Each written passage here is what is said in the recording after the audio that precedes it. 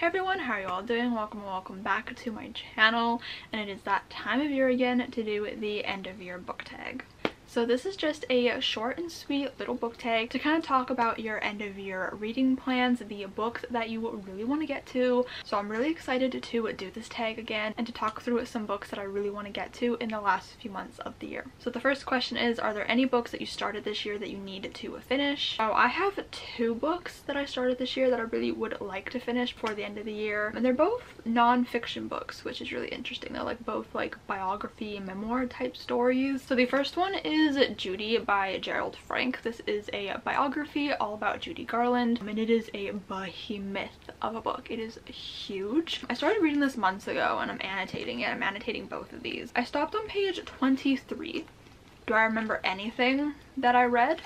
Not particularly. But with all the craziness of moving and everything else that I've been wanting to read, this one just kind of fell on the back burner, which is really unfortunate because I love Judy Garland. I've been in and out of a Judy Garland mood all year long this year, and I really would like to learn more about her and read this book. It's so big. But it's my plan actually to pick this up in November and hopefully finish it, because I would really like to go into next year not having this book hanging over my head. I would like to have it done. I would like to read it. So hopefully next month I can finish this one. And the other one is the Selected Journals of Ella Montgomery. This is volume 1, so it goes from 1889 to 1910, and this is edited by Mary Rubio and Elizabeth Waterston. So I started reading this again months ago. I'm further into this one. I'm on page 75, but this is basically just Ella Montgomery's journals that they published. And I was really enjoying it when I was reading it. I love Ella Montgomery's writing style, even when she was just writing for herself and her personal journals. It was still so beautiful and descriptive, and I was having a really good time with it. Again, like I said, annotating this one as well. So I would really like to get to this one as well. I just ended up taking a huge break again in the craziness of the move and everything, but it's my plan to return to this one in December. So one a month starting next month. Hopefully I can do it. This one isn't as long, so I just need to sit down and actually commit myself to it. But I was having a really good time with this one. So those are the two books that I would really like to get to before the end of the year that I've started. The next question is, do you have an autumnal book to transition into the end of the year? Normally I don't have an answer for this question because I just read whatever I'm in the mood for at this time of the year, but I actually do have an answer this year, which I'm really excited about. So this is the book that I read this year to kind of transition into the fall season, the end of the year season, and I think that you all should read it as well, and it is The Library of Shadows by I was gonna say Library Moore. Okay. The Library of Shadows by Rachel Moore. So I've read this a couple of times before. I'm friends with the author, and so she sent the manuscript to me a couple of times before the final copy, but I reread it in September. I read it in my start of fall reading vlog that I will link up above in the cards for you to check out. But I love this book so much. I annotated it and everything, and I just had the most fun with it, and it is such a good book. I can't even stress it enough how much I love this book. It is so atmospheric and fun. Joey, can you not do that? It takes place in the fall, which is super fun, and the way that Rachel describes everything, it feels like you're really there. It feels like you are experiencing the fall season along with the characters. It takes place at a boarding school. There's a mystery, there are ghosts, paranormal investigators. It is just so much fun, and her writing is so clever and funny. And honestly, if you just sit down with this book, light a candle, drink some hot chocolate or some tea or something, or a pumpkin spice latte if that's your thing, put on a library ambiance on your TV or on your laptop and just vibe. It is so much fun. Just really immerse yourself in this story, get into those end of year vibes. This book is perfect, so please pick this book up. I don't know how many more times I can scream about it. Just, this book is perfect for the end of the year, and I think that everybody should read it. The next question is there a new release that you are still waiting for? So there's a few, but I'm going to talk about 3. So the first one is Heartstopper Volume 5. The cover was just announced recently and it is so beautiful. I am so excited. I love Heartstopper so much. The TV show, the graphic novels, it's all good. And I'm just really excited for Volume 5 and just to see how things progress and continue after Volume 4. Volume 4 was quite an emotionally heavy volume and I'm just really interested to see how Volume 5 goes and what the tone of it's going to be. I don't know, I'm just really excited about it. I love Nick and Charlie, so I'm just really excited about this one. It comes out December 19th. So I'm hoping I can get my hands on it and then I can reread all 4 volumes and read the 5th volume before the end of the year. I just think it's gonna be really fun. What if those are the last books that I read in the year? That would be so cute. Okay, I'm excited. The next one is Cut Loose by Ali Stroker and Stacey David-Owitz. This is the sequel to The Chance to Fly by the same authors, obviously. That is one of my favorite middle grade novels. I read it for the first time last year. It's a book about musical theater. We have a disabled main character. She's in a wheelchair and she auditions to be in this like summer theater production of Wicked, and she makes all these beautiful friends and it's just such a beautiful story. I had so much fun with it. I read it in a day and I didn't even know that there was a sequel coming out until I was like telling my uncle about the book. I don't even remember why, but I was telling him about the book and I was like looking it up and the sequel came up and I literally like gasped. I screamed. I was so excited. We basically follow our main character Nat like during the school year as they like do a production of Footloose, and I'm just so excited because like I said, I love The Chance to Fly so much. It's one of my favorite novels now and I just can't believe that like I'm getting more from these characters and in this world. I'm so excited and I definitely think it's gonna be like one of my favorites of the year. I'm trying not to hype it up too much, but I am so excited. Like I am so excited. I could cry, I could scream, I could throw up. I am just so excited. And then the last new release that I want to talk about is Caught in a Bad Romance by Elle Gonzalez Rose. This book I'm so excited about. Elle was an author mentor match with me, so obviously I'm so excited that she has a book coming out. I'm so excited to read it and support her. But it's also a fake dating book and we all know how much I love a good fake dating trope. So I just think it's going to be so much fun. It's going to be the absolute best. It also comes out in December. Cut Loose comes out in October, by the way. I didn't say that, but it comes out in October. So I'm hoping that I can get to it by the end of the year, like have it be again like one of my final reads of the year. We're gonna have to see if I have time because I'm probably gonna ask for it for Christmas, meaning like I'm only gonna have so many days in the end of the year to read it. So I'm hoping that I can get to it, but regardless, I'm just really excited that it's coming out and that I'm going to be able to own it and read it, and I think that you all should look into it as well. Like, come on, this cover is so cute, the concept is so cute. I don't remember anything about it besides fake dating, but I don't really need to know anything else. I'm so excited. Oh my god. Okay, wow, fake dating just really, it gets me going. Okay, I get so excited. The next question is, what are 3 books that you want to read before the end of the year? So I picked 3 books off of my 2023 TBR, my 23 books to read in 2023, that I'm not doing too hot at. I've only read a very small handful of books off that list, which I honestly, I kind of expected it going into this year that I wasn't going to do very well at it,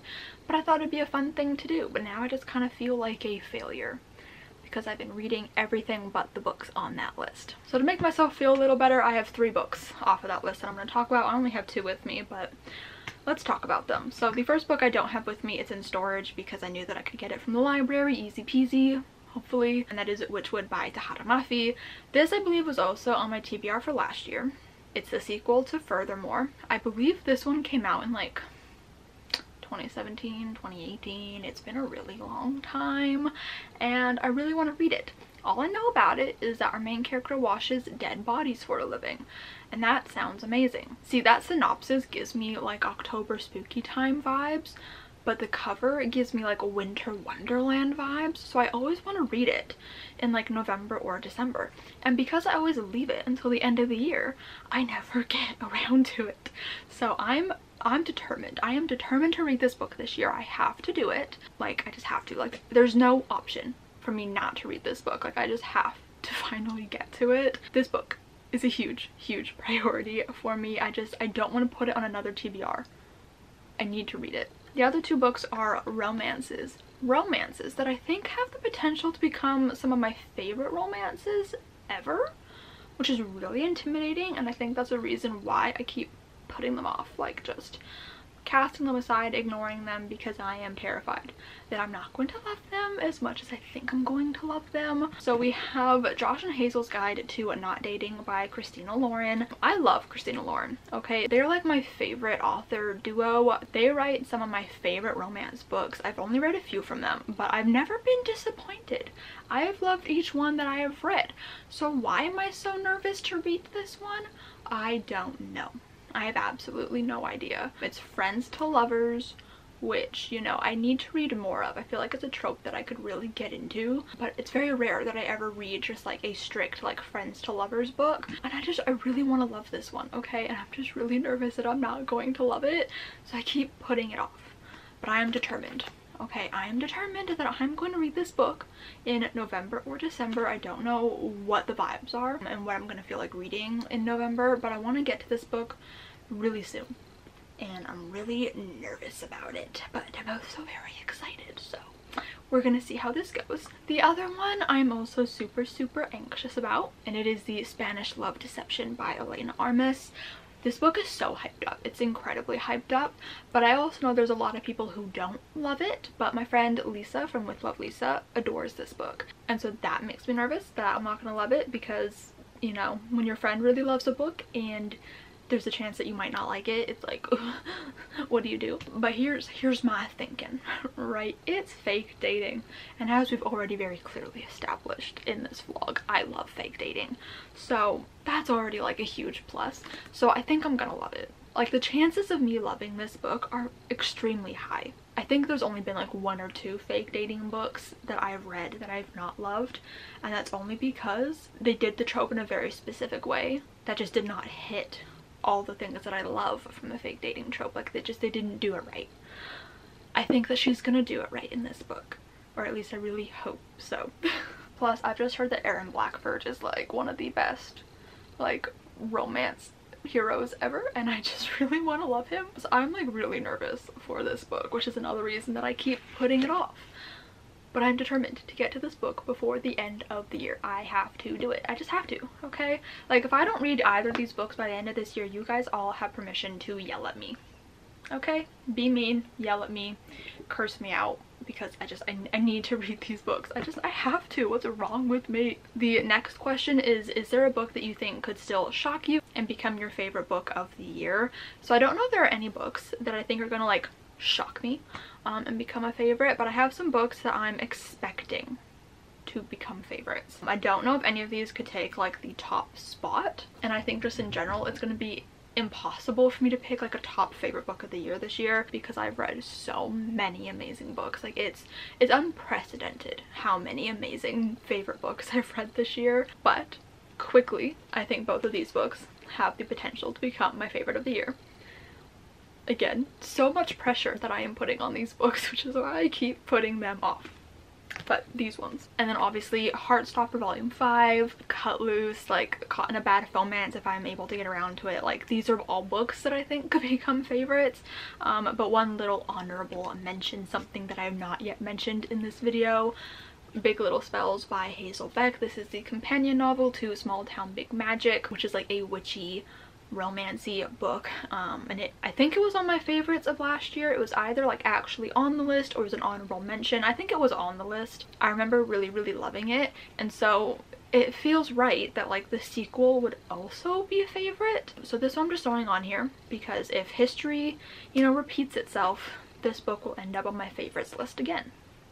We shall see, I guess. I am already like sweating just thinking about making my favorite books of the year video at the end of the year, because I've read too many good books this year and there are so many more to come that it's going to be impossible, and it's making me miss the years of booktube where we would do like our top 12 of 2012, our top 15 of 2015, but now obviously we were like so far into like the years that that's just like ridiculous. Like, there's no way I can do a top 23 in 2023. That's too many books. So I usually limit myself to 10, and I I just don't know if I can do that this year. I might have to make it 15.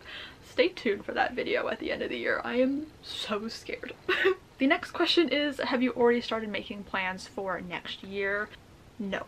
That is always my answer to this question. I don't think of that far ahead, and usually my reading goals pretty much stay the same from year to year. I usually aim for 100 books. Might change that next year. I haven't decided yet, and I don't know what's going to be on my 2024 TBR.